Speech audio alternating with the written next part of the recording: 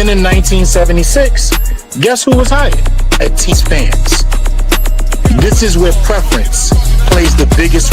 But I'm gonna have to knock this down and get the oohs and ahs of Houston.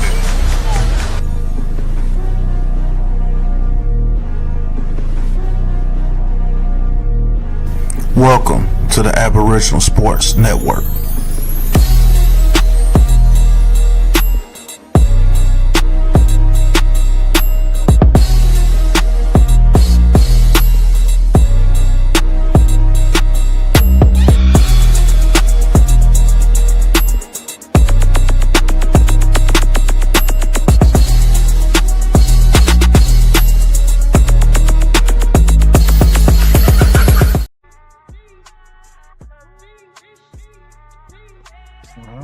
So all right, man. Call lines are open.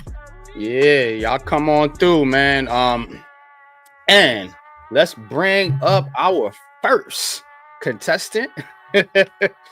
Coach Ed. There he is. What's good with you, Coach? How are you? Good, man. What's going on, Coach? Talk to us, man. Herb Blitzberg on Twitter. Through Bleacher Report, Vikings probably out on A-Rod. The feeling is Minnesota wants to develop McCarthy.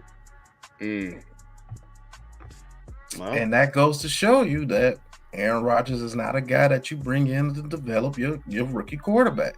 He's not. He's just not. So Facts. These Giants fans are going to decide, is clout what you want, or do you want somebody to be developed? But Coach, if you want to speak on that, elaborate on that. Well, I've never wanted Rodgers here. Unless you want to get the head coach and the general manager fired. I mean, i.e., he just did the same thing with the Jets. He would come in here and he's going to want things his way as much as possible. Not just money, but Pat, you've talked about it. NYG, you've talked about it. He wants his boys here. Yes, Adams is gone, but there's the others, Lazard and what's his little slot receiver? Randall Cobb. Yeah, he's going to want his boys here. So, even probably if one of his former offensive linemen are free, speak to that. So, and are you as an organization willing to sacrifice yourself to him in that regard? So me personally, I don't want any parts of it. Can he throw the football? Yes.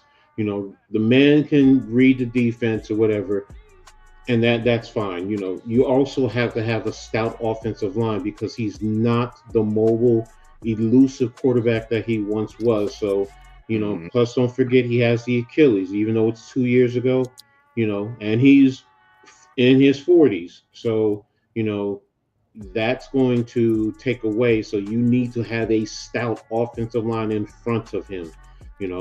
Could he and Neighbors maybe create something dynamic? Sure.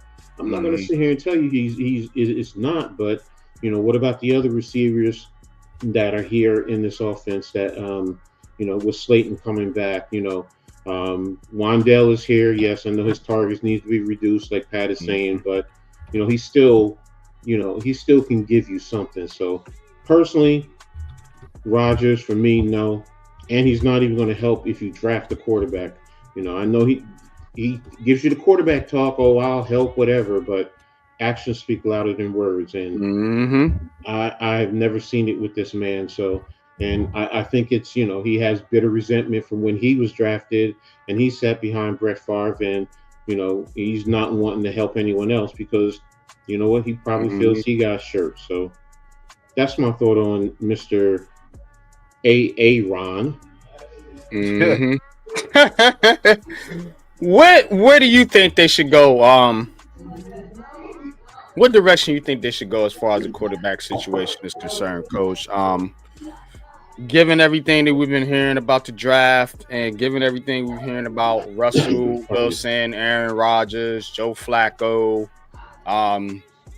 whoever else they've been throwing out there, what direction you think they should go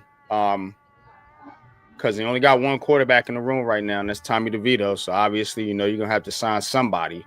What direction you think they should go in, Coach? Talk to us. Of course, I'm a big believer in Shador Sanders. So, you know, if you can get him, I get it. If you can't move up and the two quarterbacks are gone, I get it.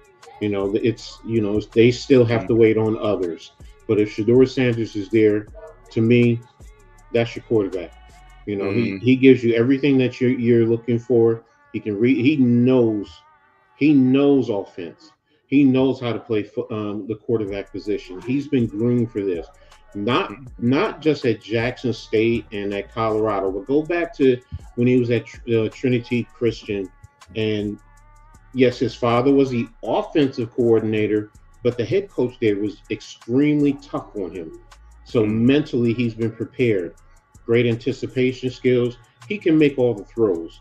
He may not have an explosive arm, but he can get the ball where it needs to be, and he can make the plays. You know, look at Colorado. They had no offensive line. He got his hind parts hammered, and he was still productive. And then last year, look at what he did.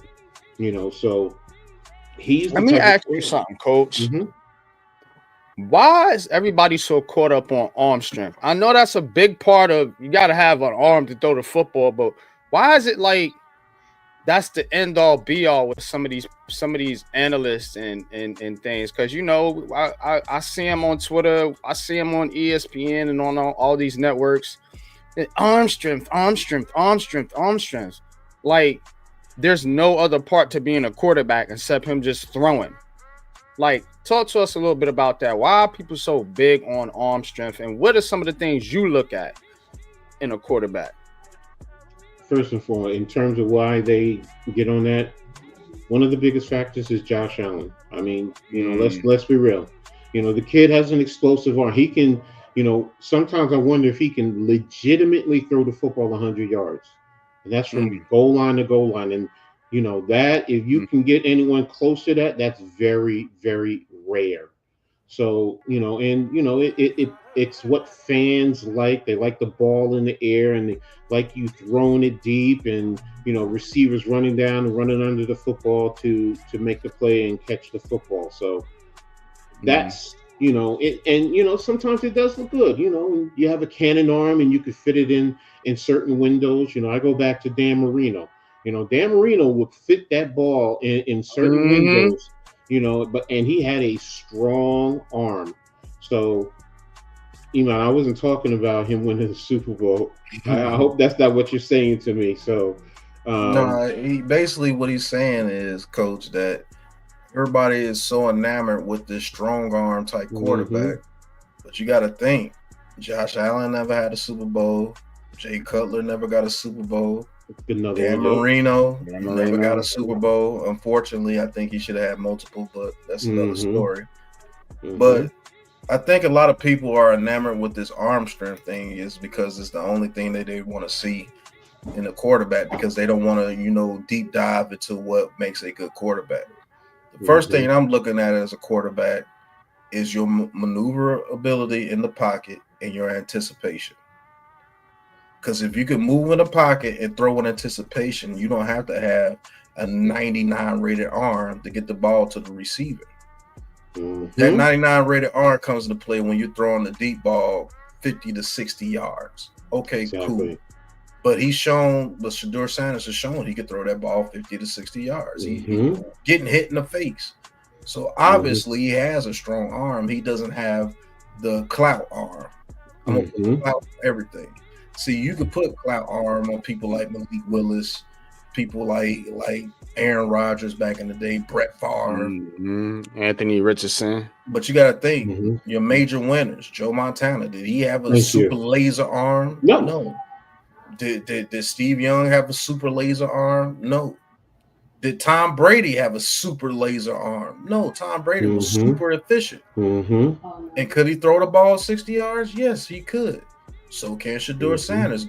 That's why Shador Sanders is being trained by Tom Brady. Tom Brady, exactly. He sees himself Exactly. Tom Brady sees himself in Shador Sanders, whether you want to believe that or not.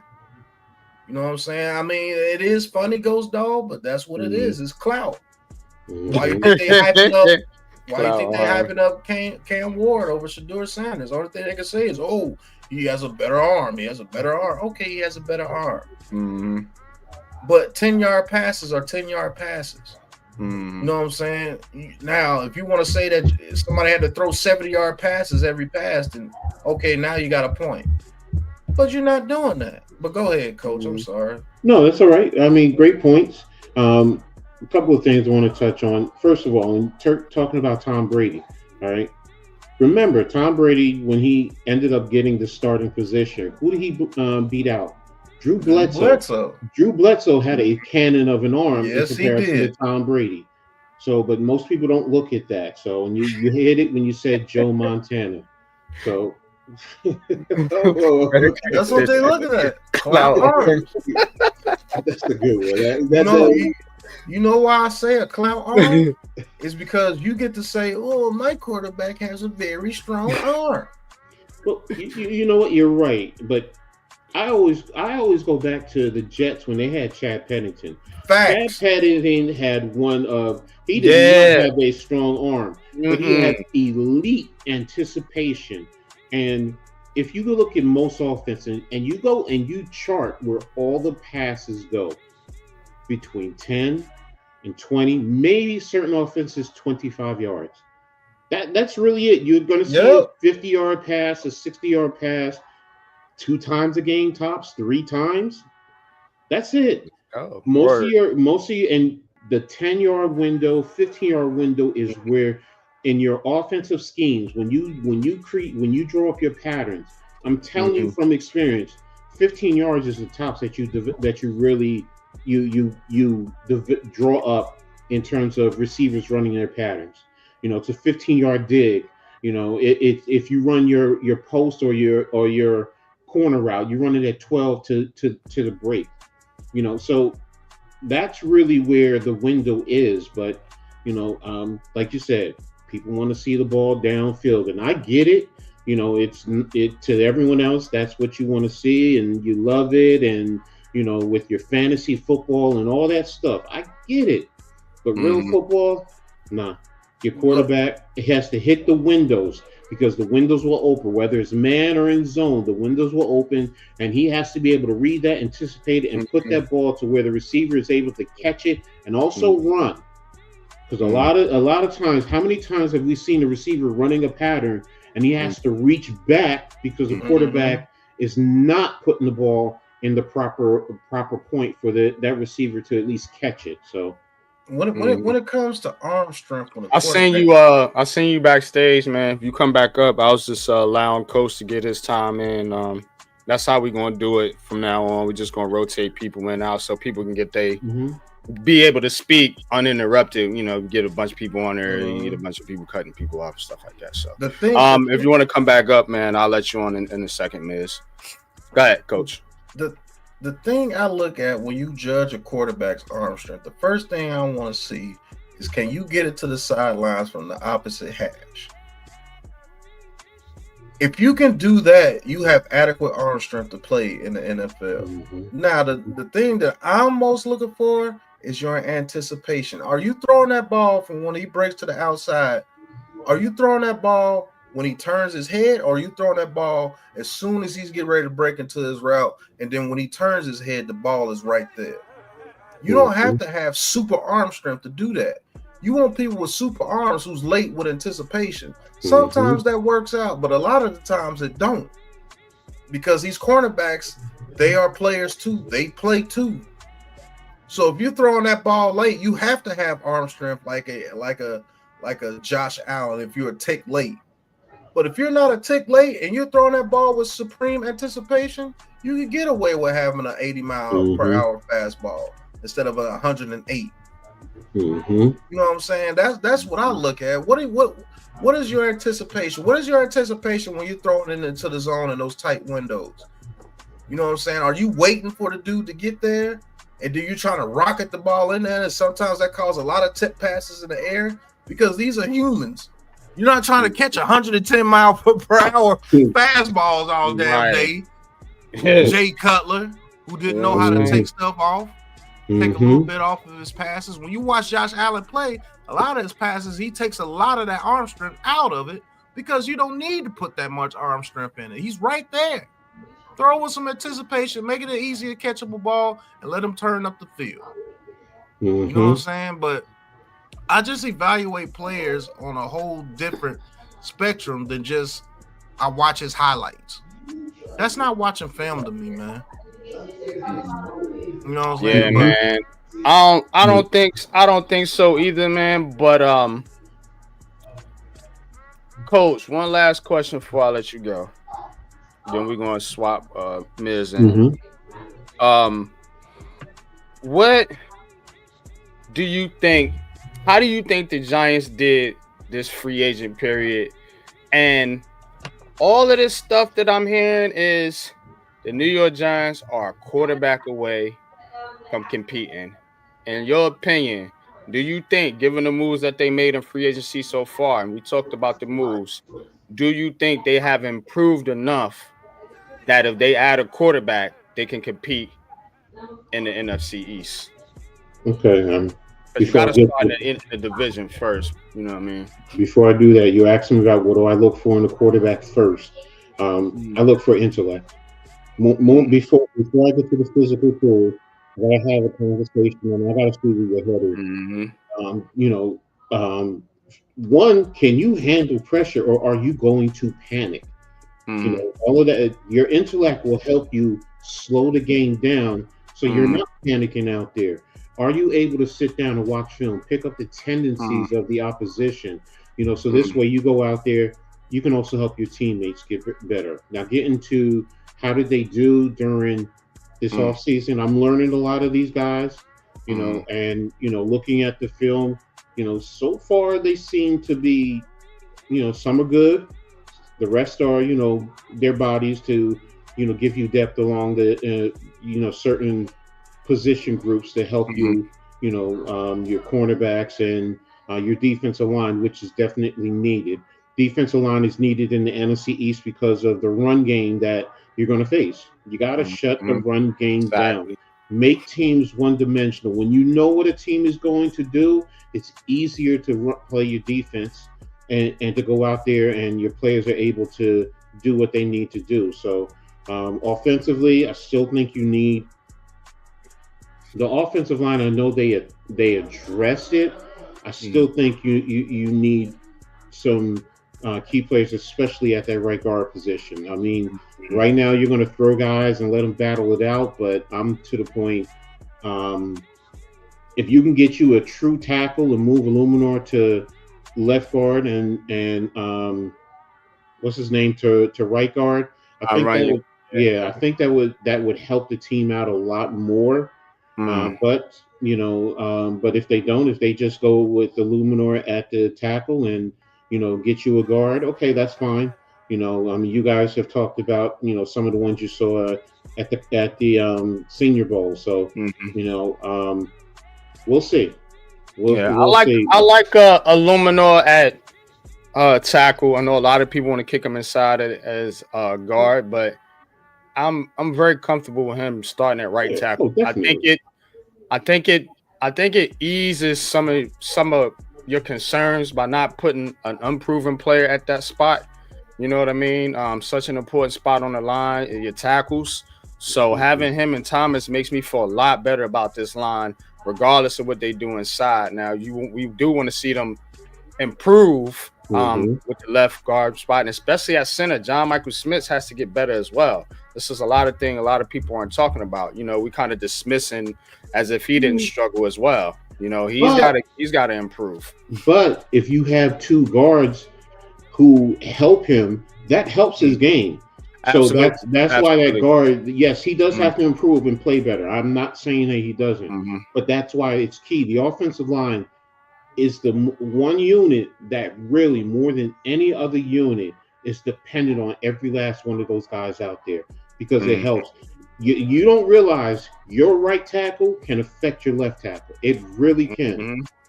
So if you got to give help sometimes, and or slide the line one way, then you're becoming one dimensional. Where the defense knows what you're going to do. In this situation, they're going to slide the line to the right tackle, so we can run a stun, or we could do something. We can overload their left side and hit them that way. So then it forces you, with the running back, is that running back able to pick up the blitz in certain situations like that? So again, that's why with the offensive line, they're all dependent on each other. And if you have two stout or good guards, it can help JMS. It really can. So, but me, I'll sit here and ramble on and talk this. I know you got. Oh, nah, you got it. You got it. You can hang around, Coach, too, man, when we in the show. But we're gonna cycle. We're going to cycle in Miz right now. So. Miz, you on, man? What's good with you? Oh, what's up, guys? How are you? What's going on, man? Talk to us, man. I know you got some comments on the quarterback situation, man. So go ahead, man. Talk your talk. I do. I like what you guys were saying today. I'm not gonna go back to the past, but I got crucified. But I was saying this in January. This is what I meant when I was saying this. I'm obsessed with Abdul Carter. I love Abdul Carter. I want Abdul Carter. I understand guys want Shador.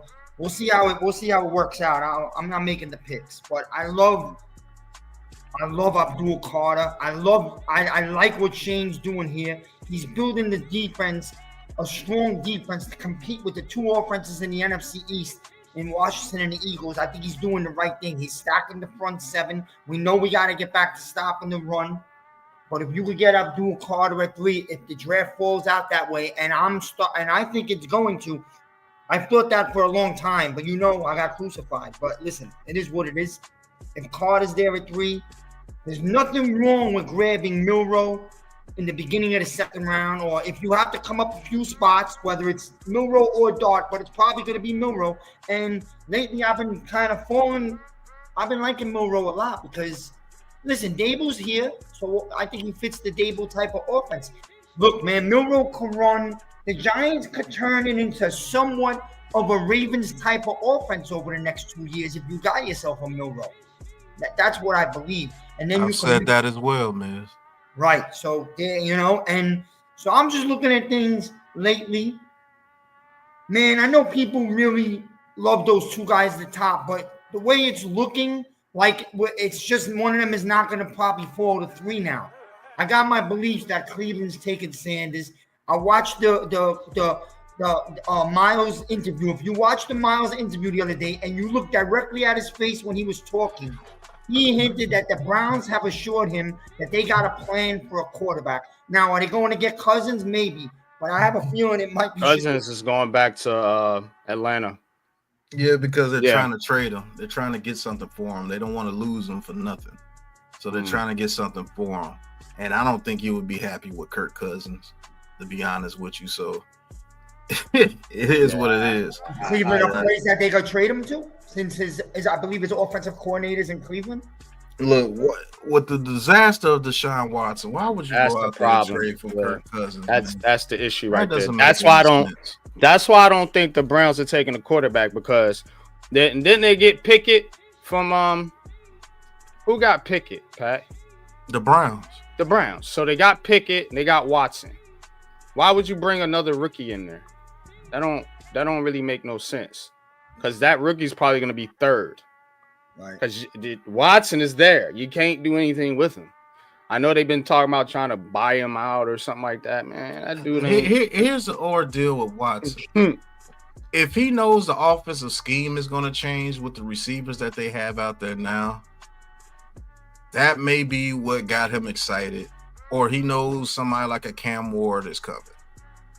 You know what I'm saying? Because the Titans like Abdul Carter too, but it is looking like it's going to go Cam Ward, maybe Shador at 2. Who knows? But I don't. It could be a smokescreen. He could have just signed because, hey, they said, look, we're gonna give you $40 million a year. I'm signing for $40 million a year. Damn right. You know what I'm saying? I don't give a damn who you put out there at quarterback. You could put I the got Jolly my Green money. Giant back there. I don't care. But you got to think. I know that dude's put millions of dollars into his body as far as working out and things of such. So he needed a jump in pay, and he got that. He did get a jump. He got a leap in pay. So I don't know. It's a lot of smoke screens out there, Miz. Yeah, and like right. I said, I want one of those two guys here, but Abdul Carter at 3 with Milroe in the second round. I'm not mad at that. I'm not. Yeah, I'm gonna be totally honest. Hate on that myself. I can't hate on that myself. That's an excellent plan B. And to be honest with you, it was my plan 1. If you go back to when I was talking, that was my plan 1. Get Milroe in the second round and draft best player available with the top pick. That was my plan 1. Blue chip, Pat. Blue chip. I mean, I'm not saying that Shedeur Sanders and Cam Ward is not blue chip. I think they're blue chip. I think those 3 dudes and with Travis Hunter are the blue chip prospects in this draft. But it makes more sense listening to my brother NYG to get somebody like Abdul Carter who could play off-ball linebacker, who could play edge rusher, damn near could play safety if you wanted it to. So I'm looking at it like this. I could line up Abdul Carter with anybody out there on that field, and he's still going to make an impact. He can have a Micah Parsons type impact for this team. Not saying that he is Micah Parsons. To believe it or not, I think he could be better. To be honest with you, because he's more athletic, and I think he's more willing to play against the run than Parsons is right now in his career. So I ain't mad at it, man. I'm not mad at Abdul Carter. The only way I'll be mad at it is if Cam Ward or Shedeur Sanders is right there and they draft Abdul Carter, they pass and don't get a quarterback in the second round. You see what I'm saying? They sign somebody like Aaron Rodgers and just say, forget the quarterback, period. Then I would be mad. Yeah. No, but I still wouldn't be mad at Abdul Carter. I can't be because he's too good of a player to be mad about Abdul Carter. That's just a fact. No, I mean, just gotta ask yourself this, and you guys said it earlier already. These guys, and they're starting to make asses out of themselves. Chasing 8 days ago, I was in on Rodgers because I wanted to get a good season coming up. But now, a week later, I'm never gonna be the third guy. I'm not gonna be the choice. You didn't want it. Move on. You got Russell Wilson here. He wants to be there. Sign the guy. Tell Rodgers to go kick a goddamn rock because I'm tired of the clowny shit. And that's it, man. I know we haven't been good in a bunch of years, but I'm still not willing to check my dignity at the door, and that's what they're doing. It's not cool. Move on from that. And my other thing, what I wanted to say was I realized they're building a front defense, a very strong defense. And these guys were part of Buffalo when they built that front seven. So that's another reason why I think Carter's on the list. But if you got to ask yourself this, if they are so hard on chasing Rodgers, how much do they really love these guys at the top, the quarterbacks? That's a legitimate question. That's what I said. I've said that on the show. I said if they sign Aaron Rodgers, they're not taking a quarterback at 3. This is what I know about the New York Giants, because you have to do some critical thinking here. First of all, Aaron Rodgers ain't mentoring nobody. That's already understood. That's why the Vikings don't want him now. The second part of that is the New York Giants, according to what I'm hearing, they think they're a quarterback away from competing for some reason, even though you didn't win a game in the division last year. So they think they're quarterback way to peace. So in their minds, this is not NYG saying this or the network, Aboriginal Sports Network. This is what the Giants, in their minds, they're looking at it like, hey, if we get Aaron Rodgers, we can win 8 or 9 games and save our jobs. That's what Joe Shane and Brian Dable are thinking. That's what they're thinking. They thinking with what they've added, if they take Rodgers and say Abdul Carter or Hunter or somebody at 3, they thinking they can compete with the Commanders and the Eagles. I think it's foolery. to think that when you're so far behind those other teams that you couldn't even win a game in a division last year, not one game, and you think one off season you're gonna just level up to competing and beating the Eagles and Commanders and even the Cowboys? Come on, man. So this is on John Mara. John Mara's fault for bringing these guys back. And when he brought them back, he should have extended them, because now they are in win now mode when they know good and goddamn well y'all not winning nothing now or anytime soon. It ain't happening. I don't care if you bring in the ghost of Tom Brady, whoever, the ghost of Eli Manning, whoever. You're not competing in this division. Those teams are too strong up front, and they have weapons for days now. You've seen what Washington did. So I don't know, man. But I understand what you're saying, Miz, because I'm thinking the same thing. I'm thinking they chasing this Aaron Rodgers situation, not because they don't like the quarterbacks. I think they love the quarterbacks. I just think they're under pressure to win games this coming up season. That's what I think. Well, you have an owner who brought them back, and in the very next sentence, I better feel much happier about the situation next year. So you're demanding winning right away. That's what I said. You know that they staff their kids. So how does that work? That's what I said. So everything that they said, they've been based on getting their quarterback, but now you put them in handcuffs. If you were that unhappy, you should have just fired them. You should have just fired them. Thank you. And we wouldn't be talking about this right now. Right. We wouldn't be talking about this. What? Can I say this, Pat? Because I've said this all along, and I still believe to this day that it's a fact. When Mara hired them, I've said this a million times, you guys know this. When Mara hired these guys, he asked them to take on Jones because we've done him wrong and try to make it work. And if it doesn't work, I'm going to let you guys choose your guy later. And that's why he brought him back. And this is the chance for them to choose their guy. So why are they chasing Aaron Rodgers? You see how that don't make no sense, what you just said? Right. No, I get that. You see that? It's not adding up. That's why I'm like, yo, if you really want Aaron Rodgers, you cannot be in on these quarterbacks. You can't be. Unless they're just fucking talking shit. Unless they're just trying to fool everybody. But I don't see it. If they get Rodgers, MYG, they're gonna make a run to the wild card, and that's good enough to get them another two. That's what they're thinking. Yep. And they're gonna get ran right out the building. They ain't running to no wild card, no goddamn where. They ran about the building. You're gonna have to go through. You're gonna have to go through the Rams. You're gonna have to go through the Lions. I mean, the Lions, Vikings, or Packers. Whoever don't win that division, the other two teams. You're gonna have to go through the Cowboys or the Eagles or the Commanders. Like what wild card you gonna have to go through the Falcons? What wild cards you gonna get over there in the NFC? You see what I'm saying?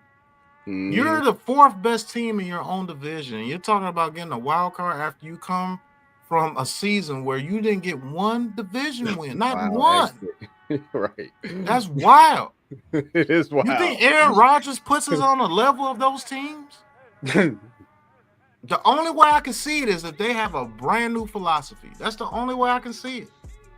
Because I do believe we have talented players on offense, but that philosophy makes anybody look stupid. You can have Jamar Chase and T. Higgins with that philosophy, and it's going to look dumb.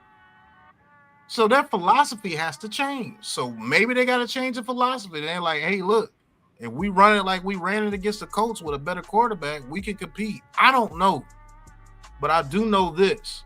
I don't think they can compete with a different philosophy. I just don't think you're strong enough up front. We just talked about it. They bringing back the same exact line from last year that got your ass whipped six times in the division. You have to look at it. They were one of the top half echelon lines before they got hurt. They were. You can't take that from them. They were.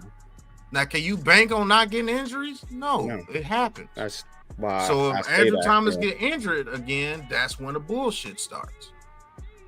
And if you base your thesis off that, I can't complain with that either. Mm-hmm. You know what I'm saying? But if that offensive line holds up and they come with a different scheme, I think it could be different. That's just me. Coaching. You know what I'm saying? But you just said, man, it's coaching. Do you trust these coaches? I don't. I don't trust Dabo. That's who I don't trust. I know Brasillo's a good coach. I don't trust Dabo or Shane Bowen after what I seen last year. Because you got these guys playing in positions they're not supposed to be playing in. You ruined Banks for last year, and then Dabo on top of it makes it even worse by taking him in and out the game. At any given point, he don't even know when the hell he's going to play. You got Wan'Dale Robinson being the leader in targets. How is a 5'7" receiver the leader in targets for your team? Yeah, this music is fire, Coach. I ain't gonna lie. But go ahead, man. I'll just say this, man. I mean, we a little bit disagree, and last year we disagreed the opposite way. I did not think we was gonna have a season at all, but I feel like I like what Shane's done this last 2 weeks. Whatever free agency, I like the pieces he's added.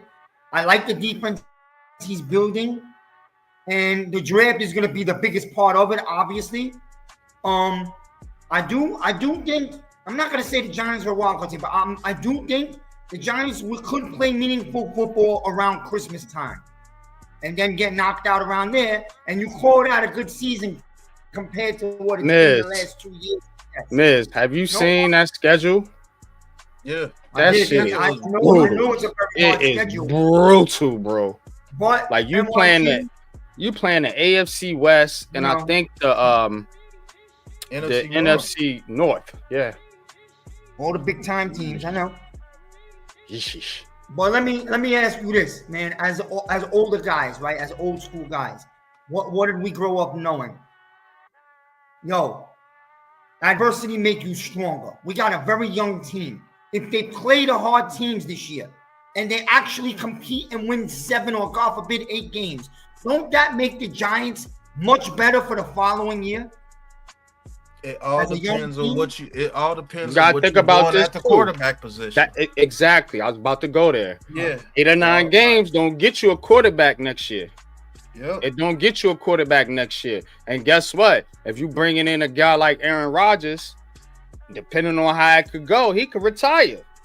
You know what I'm saying? He could retire, or he could just fall off a cliff and be in stink. So that's what you hope. To be honest with you, that's where this thing is kind of dicey now, because you're trying to compete this year for what? Because if you say you do get to 8, 9 wins, maybe, and you say you make the playoff or you slide in as a wild card spot, you probably get smacked in the first round by the Eagles or somebody like that, Detroit. You are not in a position to go get a quarterback next year. So you passed on one last year. Well, you didn't. Well, yeah, you could say you passed on Penix and McCarthy last year. You're gonna pass. You talk about passing on one this year, and then you're gonna bring in a guy that's gonna take you out of position to get one next year. When are you getting this quarterback? All I've heard since Daniel Jones was drafted was we need a quarterback. We gotta draft a quarterback. Now here I am on the train with you guys, and now everybody jumping off. Fuck that. We'll take one next year. What the hell? Come on, man. That's the point that we've been trying to make this whole time. If you don't get him now, then win.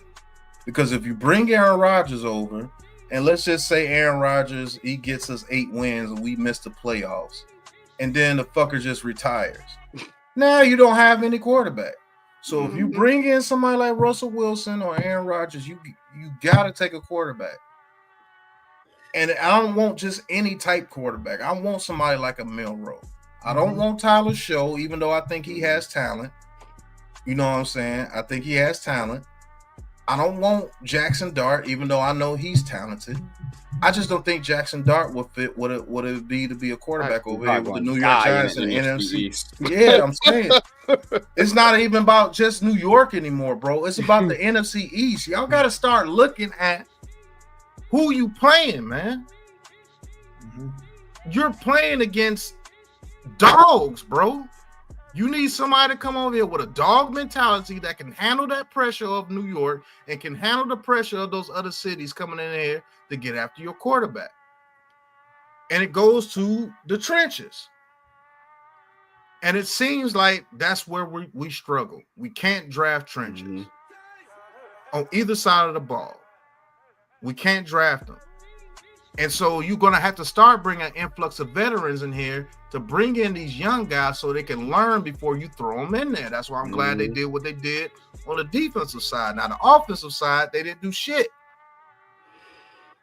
So is this Brian Daboll's ego again? I don't need any more offensive players because I know my philosophy is going to work. Just give me Aaron Rodgers and watch what I do.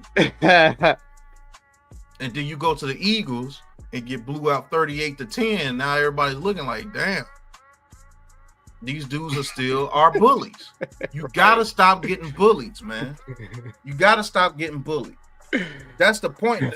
That's the first step. Stop getting bullied. I don't care if you go 1-5 or 2-4 in the division, but all those games were super close and they just won because they're just more talented than you. Now that I know you have the mindset to compete, now it's time to bring in the talent. Well, you can have all the talent in the world, but if your mindset is weak, they're gonna beat the shit out of you over here. Even the Cowboys, who are not them former selves, I still think they beat the shit out of us too. Yeah. I'm being real. I'm just being real. You gotta stop getting bullied. Make these games close, 24-23, and they like, woo. We barely got out of there. Those ain't the same Giants no more. Those dudes are ready to play. We got to come to play. And then you might win a couple of games that you ain't supposed to win because you're tough-minded. There's no ego involved. It's about whooping ass. Damn all this ego. Damn, these are my players that I picked. No, play the best player. Facts. I don't care who it is. Hyatt is better than Slayton. Play Hyatt. You know what I'm saying? Create a system that's based on the people that you have. I'm tired of seeing people like Wan'Dale Robinson get more targets, Richie James getting all the targets. Like, what is your offense based off of? Because you're not running a 2 tight end system like the Patriots were doing, where you can throw it to a slot receiver that many times that's small, like a Wes Welker. You're not running that type of system. You're bringing outside dudes like Malik Neighbors who needs the ball. So what are you doing? Those outside receivers on the Patriots when they had that system was Chris Hogan, Troy Brown, dudes that you know they ain't commanding the ball. Why do you think Ocho Cinco didn't work out over there? Because he needs the ball on the outside. So what are you doing? Yeah, that's man. Just what I thought about it. Let me ask you a question. And is Diggs a free agent? Yeah, Stephon Diggs is a free agent. I take a gamble on him. Because Dable had him in the past. Why? Where you gonna play him? Because you just paid Slayton, so I mean he would basically be replacing Wan'Dale Robinson. Yeah, you would put Malik Neighbors in the slot, I guess, at that point. No. I mean, you put Malik Neighbors in the slot in certain situations, but if Stephon Diggs is not willing to come in here and play the slot receiver and play outside, maybe half the time, and be a role player because you're not that dude anymore, then what's the point? If you're still trying to implement Wan'Dale Robinson, what's the point of signing Stephon Diggs? You think Stephon Diggs is going to sit down and let Wan'Dale? Come on, man. That dude will punch somebody over there. Yeah, man. But we're going to get ready to get up out of here, man. No doubt. Dope show, man. You know, we're gonna hit it every Sunday, man. So, you know, call back in next week. You know what I'm saying? And hopefully we have some news on this quarterback, man. I'm sick of talking about this shit, man. Right, man. Like, come on now. It's the second week in a row I've been talking about this on this very show. Like, sign some fucking body already. You hoping they sign Russell so we can move on already. So just sign the guy on Monday and let's move on. You know what I mean? Sign Russell Wilson, or if you want Flacco, sign him. I don't give a damn. Just bring somebody in here so we can move on and talk about the draft. Let's see if our first two picks are Carter and Miro. How we feeling? Yeah, I love it. Love it, man. Good. Love it. You want to hear a complaint from me, man? I'm gonna get to very possible. I'm gonna get to a couple comments here. I got started. Mosley, appreciate you tapping in, Brody, man. I see you in the comment section. Says y'all taking Carter over Hunter. Yes. And what I said earlier, Art Stapleton tweeted out that the Giants see Travis Hunter as a corner, and I'm not drafting a corner at number 3. I'd rather just add another edge rusher to my defense and just let the corners we got duke it out. If they see him as a corner, I gotta tell you, way I want earlier you said I want to know, and I agree with you. I'm happy you said it, man. I do not want Hunter because I just don't see that as. It just doesn't, to me, it's not going to help us right now. Like, we just put money into this corner. Mm-hmm. You know what I mean? So if their quarterback is there at 3, they go get him. If not, you got to take a Carter. I like the tackle from LSU too, but, you got to take a Carter, man. I look at him like a game if your quarterback is not there. You know what I mean? That's a game changer. So it's up to you. Absolutely. Mosley says, I'm optimistic about our roster. It's more about the coaching, primarily the offensive ability to score points. And that's the thing. They haven't really done anything on offense. It's like, how can that be the worst side of the football? But then you just saying, oh, a quarterback's going to fix all this. A quarterback fixing the drops from the receivers. A quarterback fixing the line, getting stunted on, getting pressure in the quarterback's face. Is the quarterback fixing the issues you got at tight end? The play calling issues, is he fixing that? So I'm not buying this. The Giants are quarterback away bullshit. Now, I can absolutely be wrong, and they can go out there and shock the world next year and be in the Super Bowl. But goddamn, if I had to make a bet, yeah, I'm putting all my chips on black.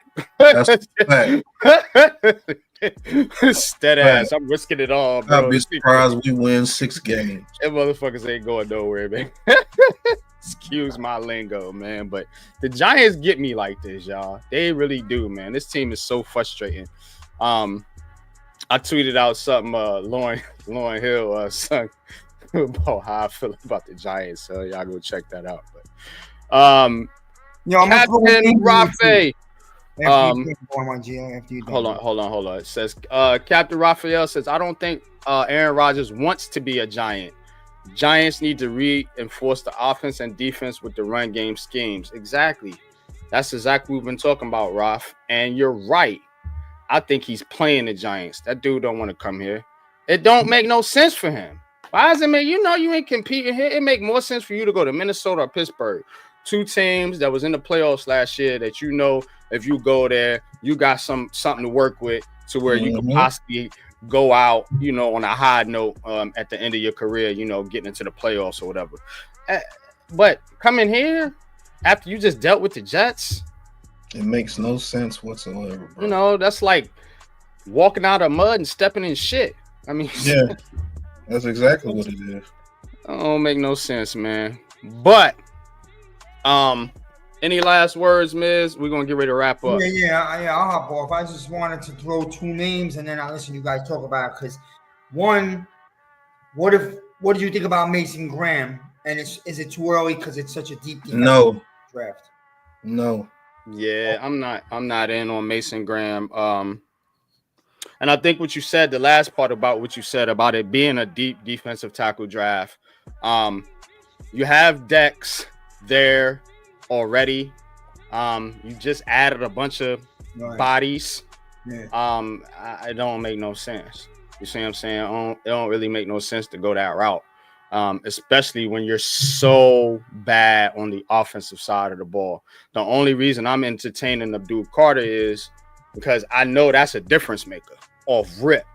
I don't know if Mason Graham's going to come in here and make that big of a difference when we already have Dexter Lawrence, Brian Burns, Kayvon Thibodeau, and whoever else.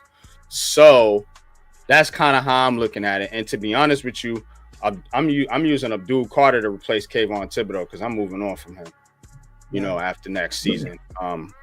That's kind of how I'm looking at the whole Mason Graham thing. But what else was you going to say? The other one, I'm going to hop off. I'm going to throw 2 names that I've been looking at a lot, and I wanted to know what you guys felt about it because I feel in this draft we have to also get a running back to go with Tracy. Mm-hmm. I love Hampton. He's probably going early, right? Yeah. And I like Scatterboo because he's a physical bull. Mm-hmm. That's it. I wonder what you guys feel about those guys. I think Scatterboo could be a mid-round. Yeah, I'm a big Cam Scatterboo fan. He's the guy with target in the mid, maybe 4th round. If you can get him in the 4th round, or maybe with your 2nd, 3rd round pick. Now that we got 2, I would go there. I would definitely go there. Amari and Hampton, that's my dude, man. I'm a North Carolina fan. You see the UNC poster back here, man. So yeah, but I think he's going probably 1st round, maybe early 2nd. Like he probably going to be the 2nd running back taken after Genty. Mm-hmm. So but I like him. I definitely like him, and I agree with you. We do need to get a running back. I want a bruising running back, which is why I am big on Cam Scatterboo. I think he can be that guy. Mm-hmm. But there's a lot of other guys. Pat, if you want to throw some names out there before we wrap up. Thanks for having me. Go ahead. I'm watching. All right, man. Like Randy said, I like Blue if you want that change of pace running back that's purely speed. I like Blue. But some guys I want to throw out there, Ollie Gordon from Oklahoma State. You got Rocket Sanders from South Carolina. Like him a lot. There's the guy from Auburn. I think he's a good change of pace guy. I always forget his name. We got Hunter. Yeah, Hunter. Is it? Yeah. Hunter. Uh-huh. Yeah, you got Harvey from UCF. I mean, you got a lot of running backs. You got the running back from Rutgers. Raheem Sanders. You got the running back from Rutgers that reminds me of Bradshaw a little bit. Kyle Manunga. Yep. It's a lot of people out there.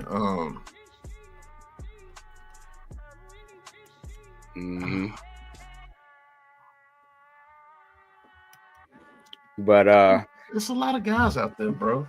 It depends on what you want to do. Do you want power? Do you want speed? Do you want another? I want a power back. That's what I want. Yeah, if you want power, Ollie Gordon or Cam Scatterboo. I think those are the dudes you go after, man. Yeah, definitely, man. But let's get ready to wrap this thing up, man. Definitely appreciate each and every one of y'all for joining us today. Another lit show. Appreciate Coach coming through, Miz coming through. Appreciate everybody in the chat. And of course, always appreciate my dog, my bro, Big Cat Sports Talk, man, for holding it down with me. Another Sunday edition of Giants Conversation. Pat, man, what you got for him, man, as we get up out of here, man? All I got is, man, compete with your division. It's the only way the Giants are going to be able to get out this hole, because if you can compete with the NFC East, obviously you can beat all the other teams. Because there's something about over here in the NFC East that's just different. So if I'm able to compete with the Eagles, if I'm able to compete with the Commanders and the Cowboys, and they walk away from them games like, damn, okay, this team is for real. Guess what? Those teams that we could saying that we're for real are beating the shit out of all these other teams. So guess what? We can beat up on those other teams too. We just got worried about your ass. That's the point the Giants need to get back to. We have to be worried about you, because if I can master you, that means I can master everybody else. That's the way I'm thinking about it. And that's the only way I can think about it, because that's the only way you're going to be able to get back to your glory days, as you want to call them.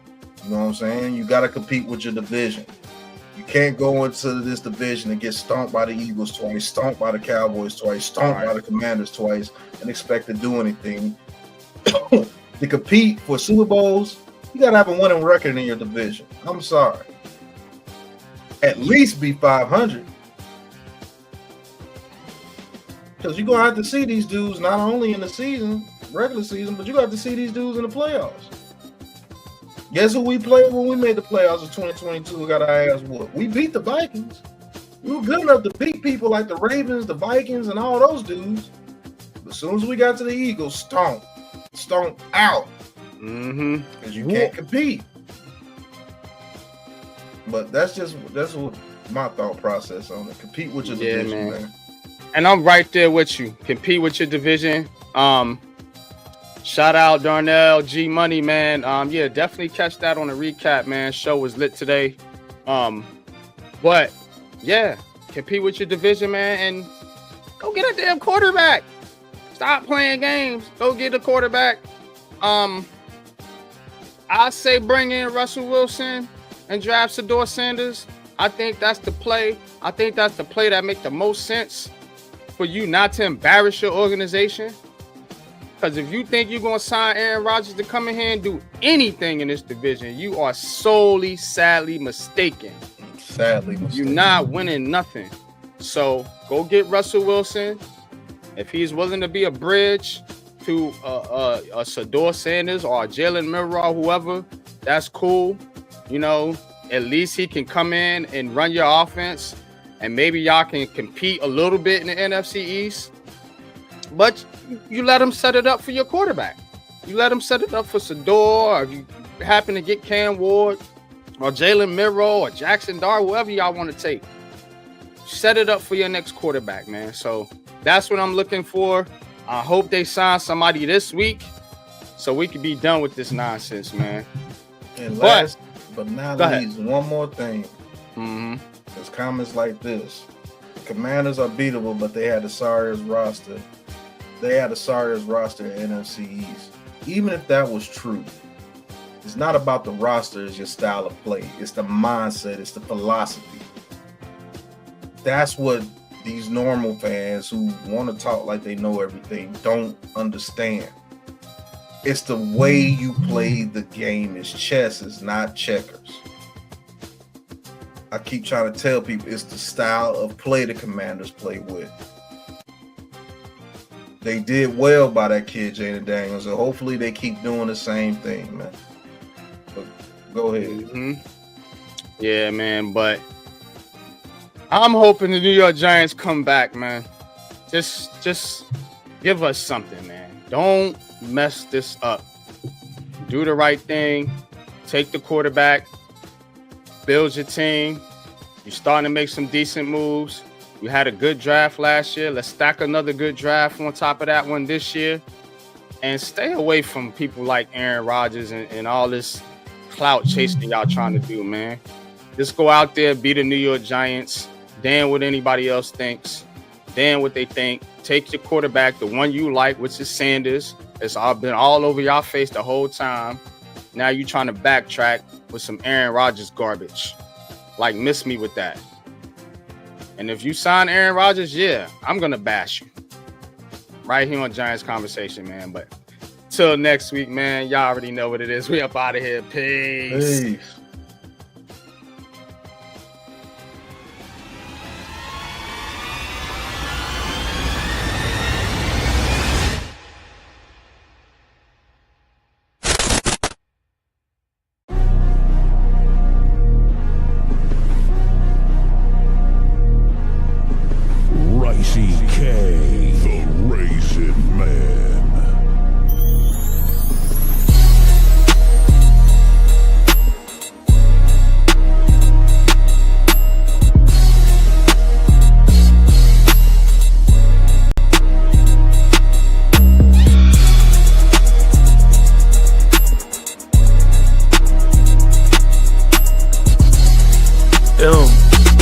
Giants organization that really put Daniel Jones in the forefront and carried him in that type of light, man, on national TV.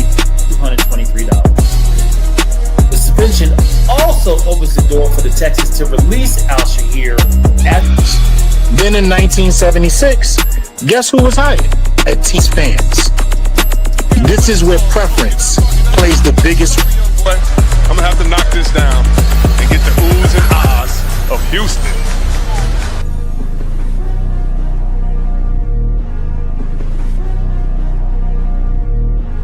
Welcome to the Aboriginal Sports Network.